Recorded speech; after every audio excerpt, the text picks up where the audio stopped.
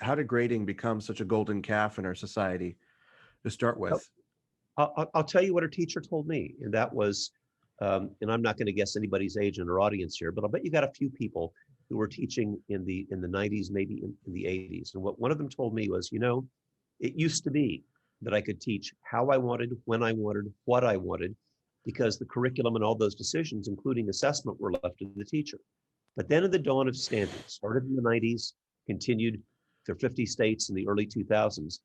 And then I was told not only what to teach, but then I was told when to teach as pacing guides come in, even how to teach as teacher evaluations got into way of micromanagement. Grading, they told me, was the only thing we've got left. So I want to be fair to teachers. I realize that there's a lot of frustration on their parts. So I always ask, what is in our best interest? It's okay. This is completely okay to say not only what is in the best interest of students, but what's in our best interest. And here's what.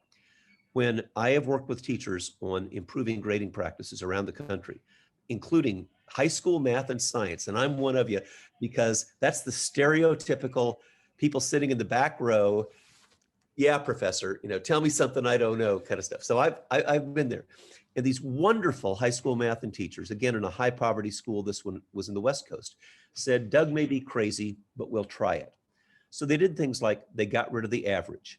They got rid of the 100-point scale and used the old-fashioned A, B, C, D, F. They still had traditional grades, traditional GPAs, but instead of 100 to 0, it was A is a 4, B is a 3, C is a 2, D is a 1.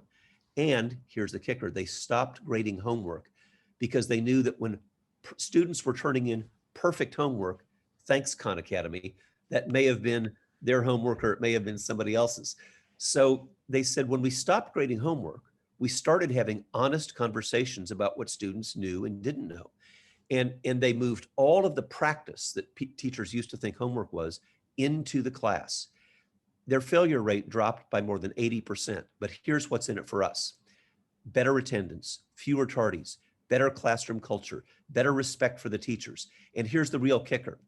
This is a high school, to give you I don't know how this would compare to your school, but they had 1,700 students. They had 3 fewer sections of repeaters, which meant 3 new electives. I've always wanted to teach astronomy. I've always wanted to teach, AP Stat, but I can't because I'm doing 2 sections of repeaters in Algebra 1. That's what's in it for us. And and I forgot, suspension's down by 55%, because every time you reduce the failure rate, you also increase what I would call the hope coefficient. And when hope gets better, discipline and behavior gets better.